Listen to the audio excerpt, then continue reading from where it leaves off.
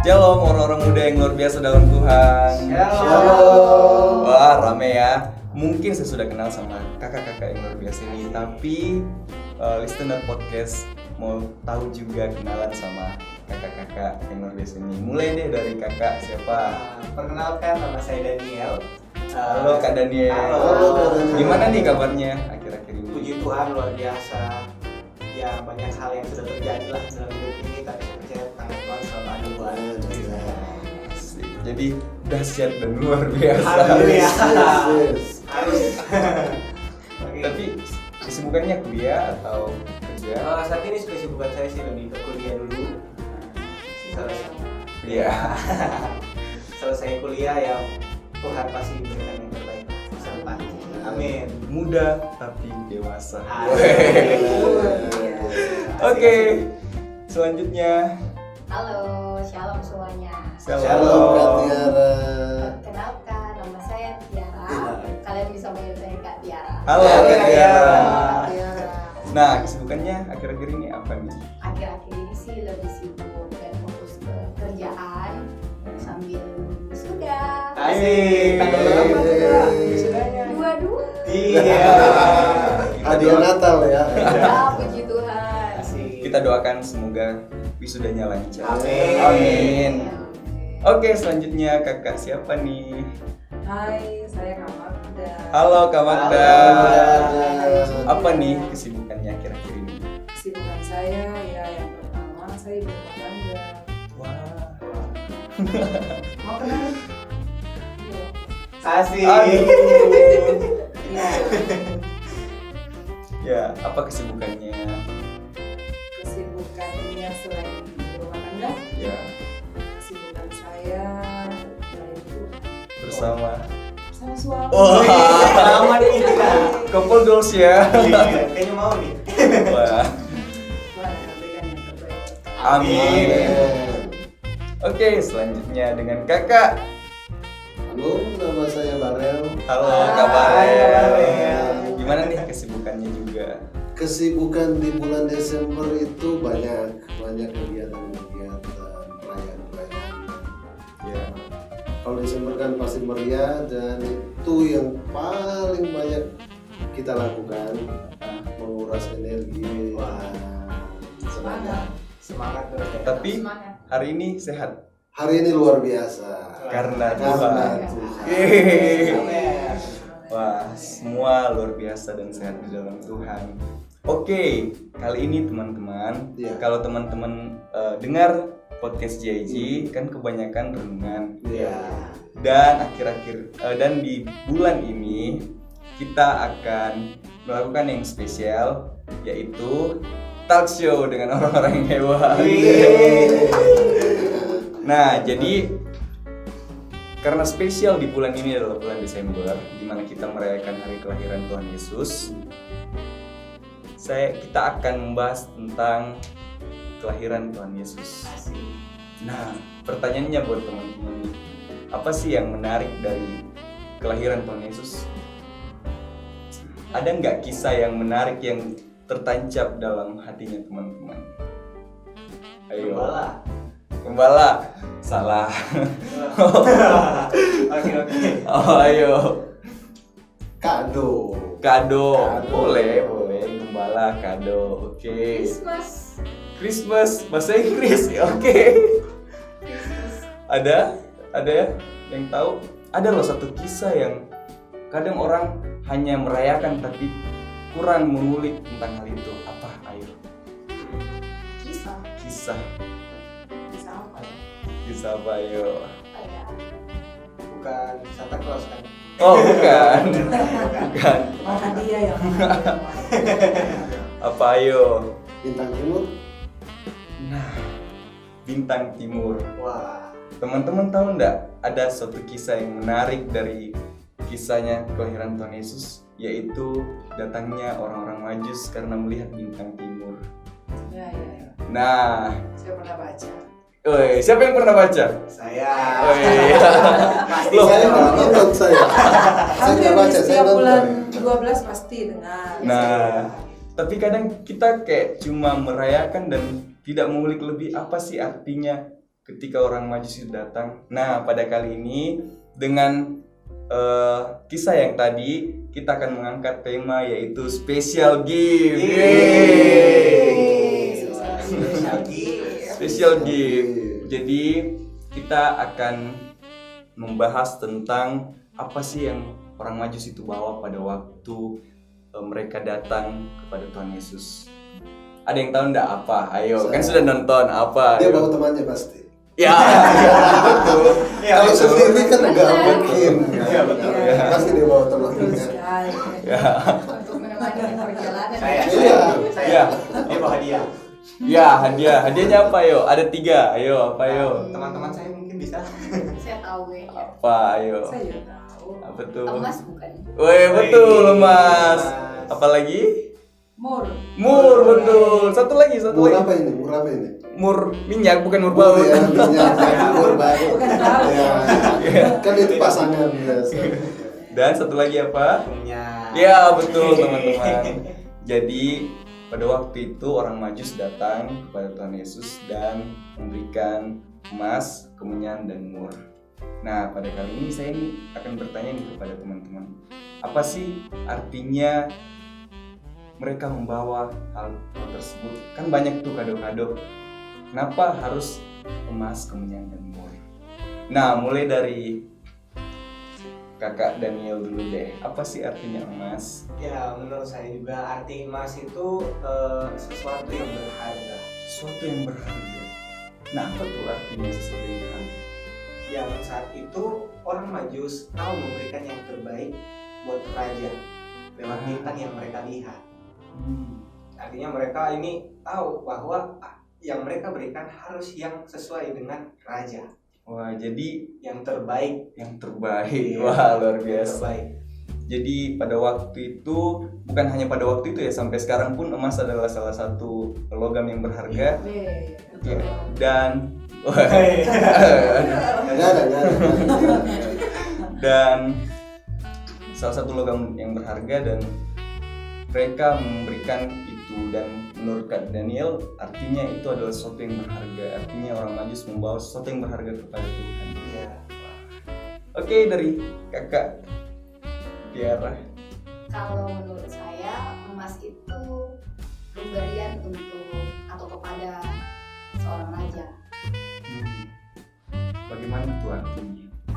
Ya kan emas itu seperti yang kita tahu dia adalah sesuatu atau benda yang berharga Ya. buat orang-orang.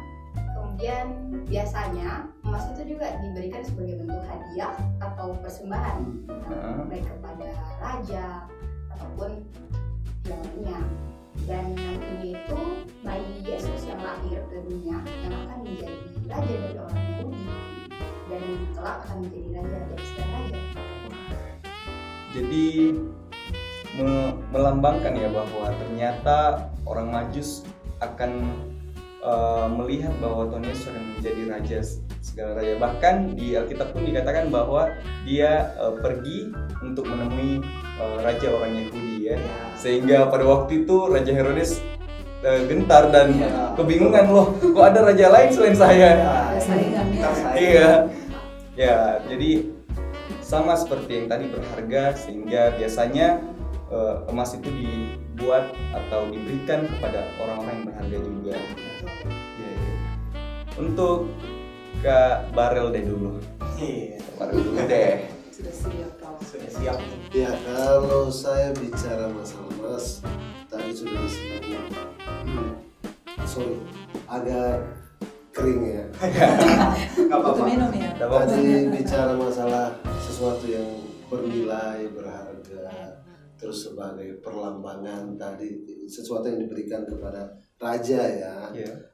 Kalau saya bicara ke kemurnian, karena kalau emas, kita tahu barang yang nggak bernilai pun kalau disalut emas jadi berharga. Iya. Betul. Gitu. Jadi mau di dalamnya apa tapi tersalurkan emas jadi murni gitu. Jadi kemurnian emas sendiri yang menjadikan itu berharga. Jadi artinya orang Majus mempersembahkan hal yang murni kepada Tuhan? Ya, jadi kan kebanyakan sekarang kita kayak mau menyogok dengan sesuatu, tapi Majus itu datang untuk menyembah. Dia mencari mana raja itu untuk mempersembahkan sesuatu. Dia yang keluar gitu, mempersembahkan sesuatu dari kepemilikannya. Dan dia mempersembahkan kemurnian. Wah. Oke.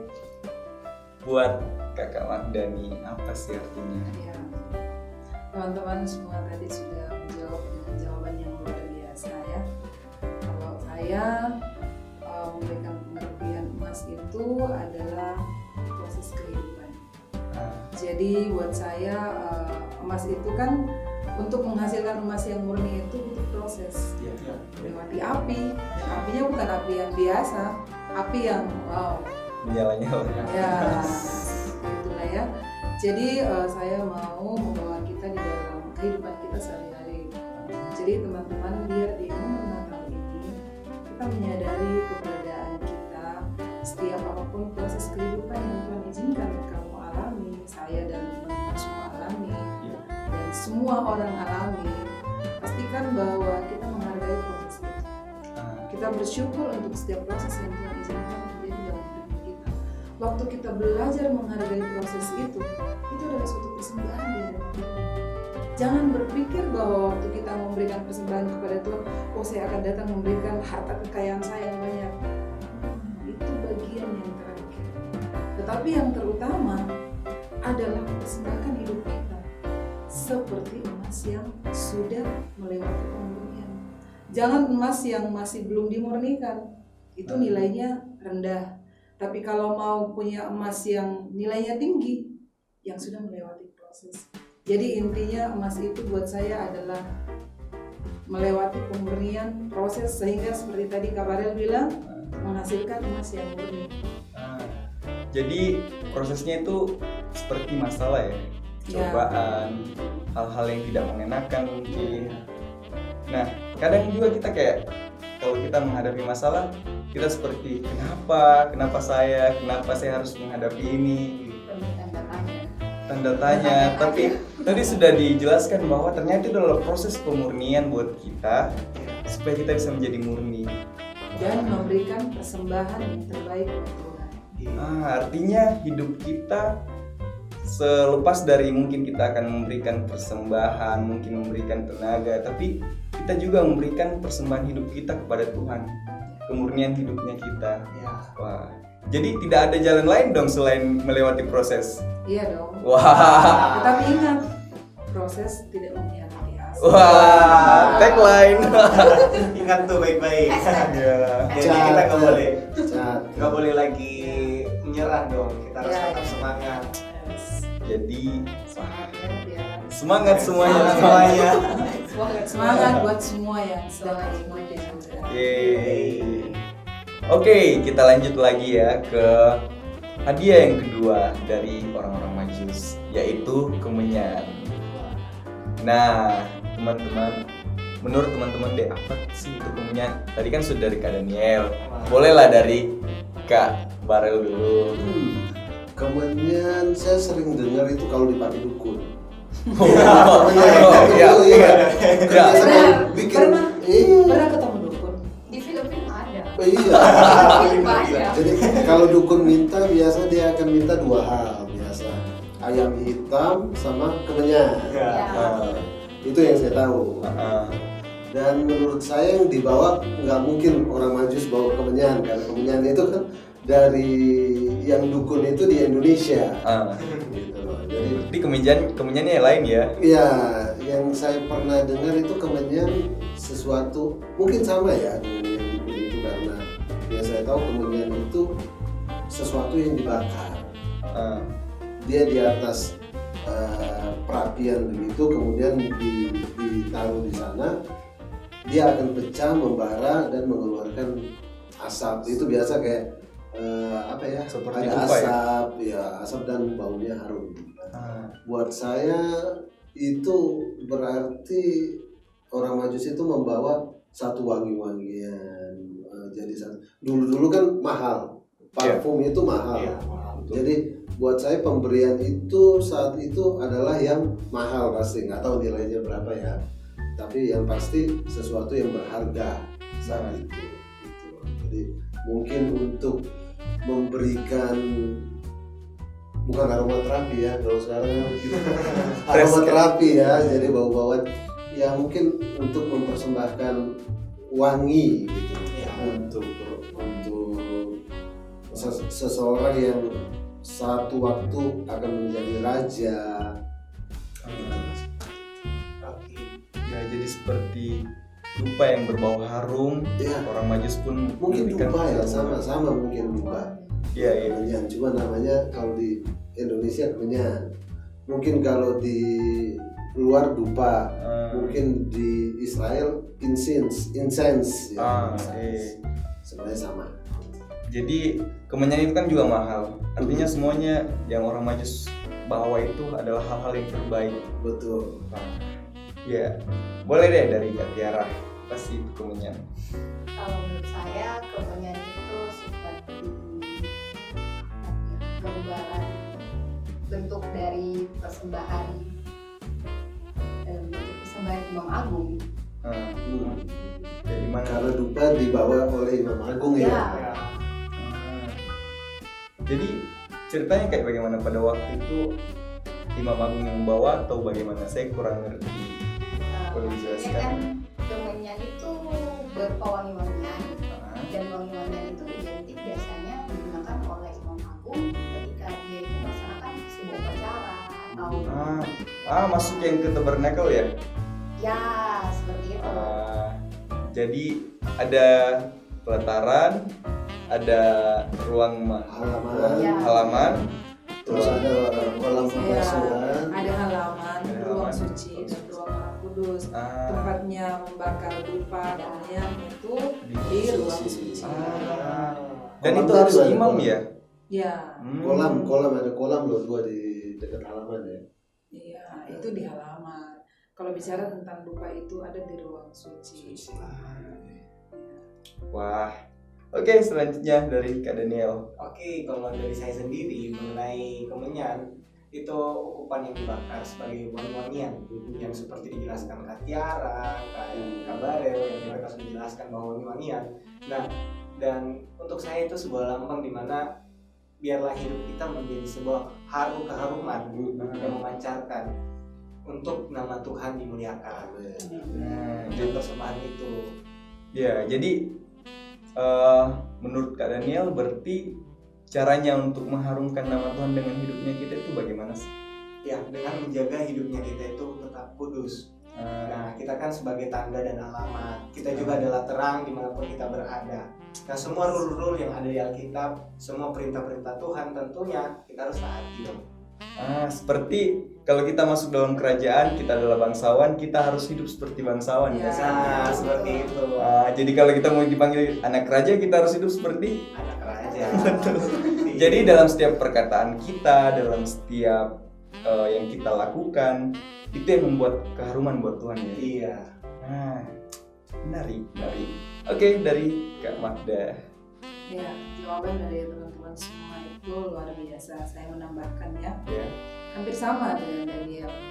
Jadi kalau saya, kemenyan itu adalah lambang dari penyembahan.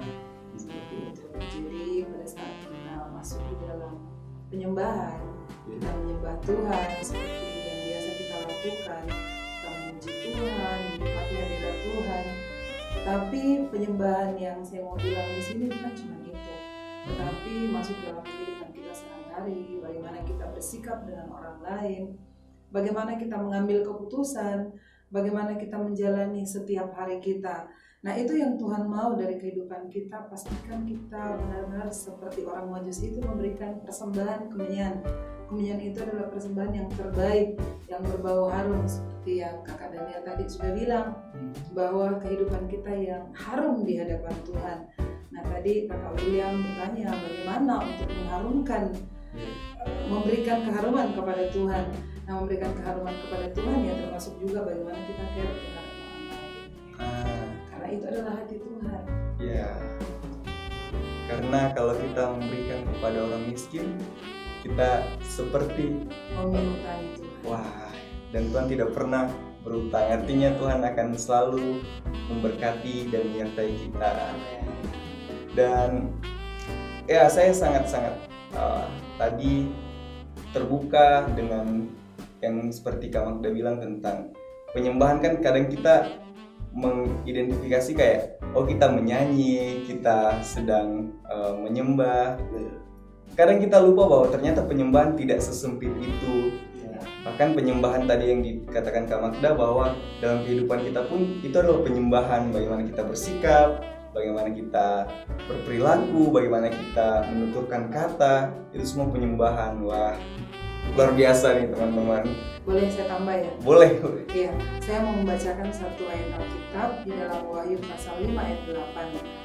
Ketika ia mengambil gulungan kitab itu, tersungkurlah keempat makhluk dan ke-24 tua-tua di hadapan anak domba itu. Masing-masing memegang satu kecapi dan satu cawan emas penuh dengan kemenyan. Itulah doa orang-orang kudus.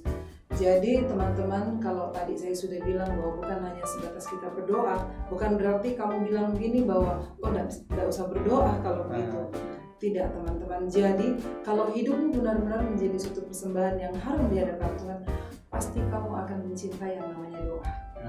Kamu pasti akan selalu rindu untuk menyembah Tuhan. Jadi kalau memang benar-benar kamu berkata saya adalah bau harum Kristus, lihat apakah kamu suka berdoa? Bagaimana Tiara suka berdoa? Kakak Daniel? Kakak Barel? Pasti suka. Tentunya kita semua suka. Dan ada juga lagu ya, hidupku adalah penyembahan. Iya, betul. Dan doa juga adalah nafas orang percaya. Ya, Betul. Wah, luar biasa ya teman-teman. Nah, jadi kemenyan itu memberikan kita arti bahwa hidup kita itu adalah penyembahan. Jadi biarlah kita semua memberikan hidup kita menjadi penyembahan buat Tuhan. Oke, jadi selanjutnya kita akan ke hadiah yang ketiga, yaitu tentang mur. Nah, tadi kan sudah Kak Daniel, sudah Kak Barel, dan akhirnya Kak Tiara nih. Apa sih itu mur? Kalau menurut saya mur itu adalah bentuk perlambangan kematian untuk penebusan dosa. Jadi maksudnya itu kan mur itu hampir sama dengan kemenyan. Dia itu berupa wewangian, tetapi mur itu dalam bentuk minyak, jadi minyak yang harum. Dan mur ini mempunyai fungsi untuk mengawetkan tubuh orang yang telah mati. Dan nantinya bayi Yesus ini akan mati untuk menebus dosa manusia. Jadi perlambangan buat nanti Tuhan Yesus yang akan menebus dosa manusia. Oke, lanjut ke Kak Daniel. Jadi mur yang kita tahu bahwa mur juga menggunakan jadi dulu bahan campuran untuk bahan makan ya, tata rias juga sampai ke odol itu ada salah satu bahan. Nah, mur juga ada mur yang pahit. Jadi itu melambangkan bahwa cawan pahit yang harus Yesus minum untuk kita manusia dan suatu saat nanti kita yang harus mati menggantikan. Oke, dari Kak Barel. Ya, kalau saya mendengar mur, saya cuma teringat bahwa mur itu dipakai waktu jenazahnya Tuhan Yesus turun. Kemudian murid-muridnya ada yang membawakan minyak untuk melempar-lemparin jenazahnya. Dan minyak itu biasa kan menjadi bagian dari minyak urapan. Jadi buat saya minyak itu bisa jadi pelambangan pengurapan yang ada. Itu bahwa Tuhan memang mengirimkan putranya itu dengan urapan yang full. Bahwa dia datang mempunyai tujuan yang pasti, itu untuk menyelamatkan seluruh bukan kawanan seluruh umat manusia yang sudah jatuh dalam dosa. Bahwa dia ini memegang apa ya, menjadi utusan Tuhan gitu, duta besarnya Tuhan. itu perlu ada pengurapan. Jadi mur melambangkan pengurapan. Ya. Oke. Selanjutnya Kak Magda, apa sih arti dari mur? Saya menyambung dari kabaran ya. Ya. Mur itu adalah pengurapan saya. Itu yang saya dapatkan karena seperti kita sudah tahu bahwa mur itu adalah minyak ya. Dan buat saya seperti di Alkitab juga tertulis bahwa mur itu adalah minyak yang kudus. Dan juga dikatakan bahwa itu bagian dari untuk persiapan minyak buat mengurapi para imam-imam. Jadi teman-teman, arti dari mur ini buat kita untuk hari-hari ini adalah layanilah Tuhan di dalam Tuhan. Melayani Tuhan bukan hanya dengan skill, bukan hanya dengan kekuatan kita. Semua itu tidak ada artinya tanpa pengurapan Tuhan. Sekalipun memang skill dibutuhkan dalam segala sesuatu yang kita lakukan, Tuhan pasti kita butuh skill. Tapi ingat, semua itu kan datangnya dari Tuhan. Jadi intinya teman-teman adalah bahwa pastikan hidupmu ada di dalam pengurapan. Oleh sebab itu dari awal tadi kan kita bahas emas, terus ada kemenyan, itu semua sebenarnya berkesinambungan ya.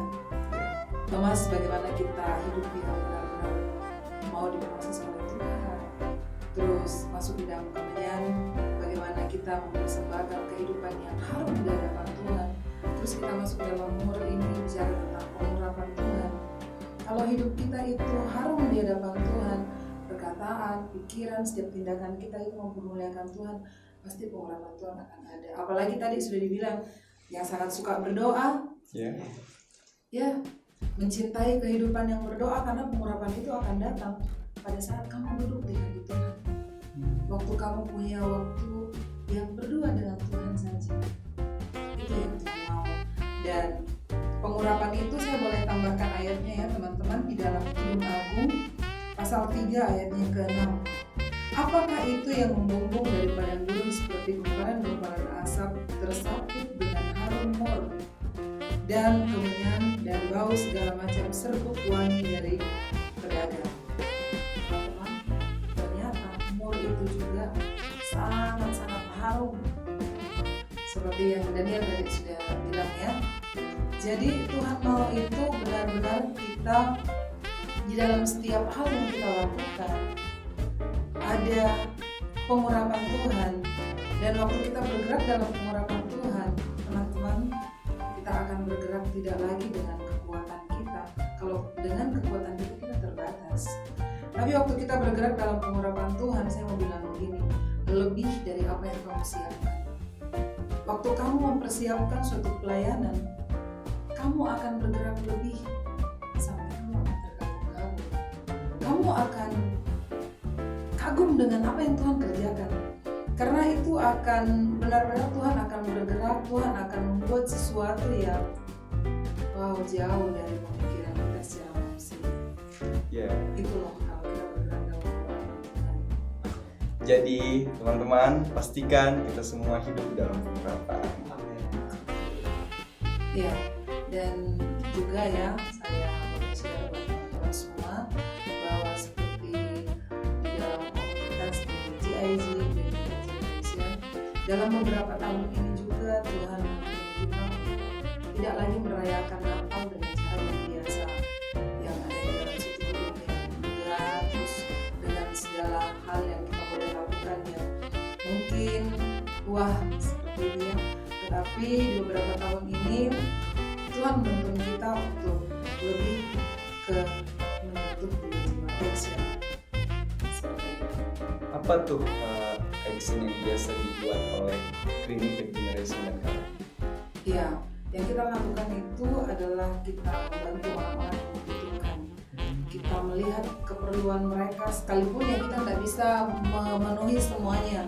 Tetapi daripada kita menghabiskan waktu, menghabiskan uang, menghabiskan tenaga untuk mungkin hanya sekedar habis dalam sehari, alangkah lebih baiknya kalau kita menolong orang yang membutuhkan. Jadi itu loh yang buat saya itu juga merupakan suatu persembahan emas, kemenyan dan mur di hadapan Tuhan. Waktu kita bisa menyentuh orang lain, bukan hanya yang ada di panggung, bukan berarti salah di panggung ya, tidak salah. Boleh, silakan kita melakukan, tetapi pastikan juga kita benar-benar menyentuh jiwa-jiwa itu yang Tuhan mau. Lihat kebutuhan mereka, lihat keperluan mereka. Itu dari saya. Catat ya teman-teman, tadi kita sudah membahas tentang emas, bagaimana kita memberikan yang terbaik, bagaimana kita selalu mengikuti prosesnya Tuhan, menyukai prosesnya Tuhan, dan juga kita sudah membahas tentang kemenyan, bagaimana hidup kita menjadi penyembahan, dan juga mur sebagai arti bagaimana kita bisa hidup dalam pengurapan Tuhan.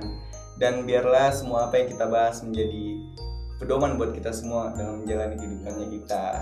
Oke, sebelum kita tutup podcastnya kita, mari kita satu dalam doa dan akan dibawakan oleh Kak Daniel. Oke teman-teman, mari kita satu dalam doa, kita berdoa. Bapa, kami mengucap syukur, berterima kasih, kami percaya Tuhan pertemuan kali ini tidak hanya terjadi begitu saja dan tidak ada yang kebetulan. Kami percaya Tuhan yang punya maksud untuk semuanya ini. Bapa, kami menyerahkan semuanya ke dalam tangan-Mu, bahkan pelajaran kami mau memberi yang terbaik Tuhan. Biarlah persembahan dari orang Majus itu dapat menjadi pelajaran dalam hidup kami. Kami dapat belajar bagaimana menjadi hidup kudus, menjadi wangi-wangian untuk Engkau, hidup dalam pengurapan-Mu Tuhan. Terima kasih Tuhan, mampukan kami menjalani aktivitas kami ke depan. Kami menyerahkan semuanya ke dalam tangan-Mu. Di dalam nama Tuhan Yesus kami berdoa. Haleluya. Amin. Nah teman-teman, sebelum kita tutup, kalau saya bilang GIG, teman-teman bilang jadilah tanda dan alamat. Oke? Oke. GIG, Jadilah tanda dan alamat. Selamat datang. Selamat datang. Tuhan Yesus memberkati kita semua.